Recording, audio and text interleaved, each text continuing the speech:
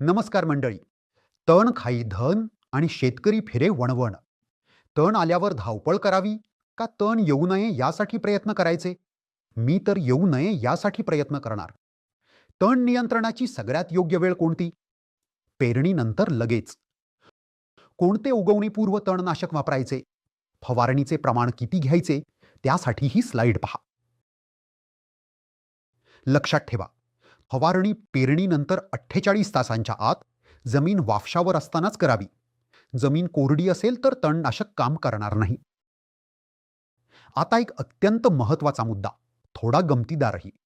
ही फवारणी उलट चालत करायची. का? फवारणी केल्यावर जमिनीवर एक संरक्षक आवरण तयार होतं.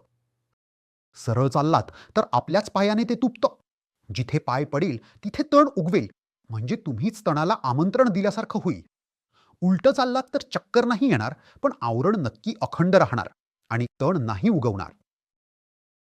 मंडळी, पेरणी झाल्यावर 48 तासांत उगवणीपूर्व तणनाशक फवारा, उलट चालत फवारा आणि तणाची काळजी मिटवा.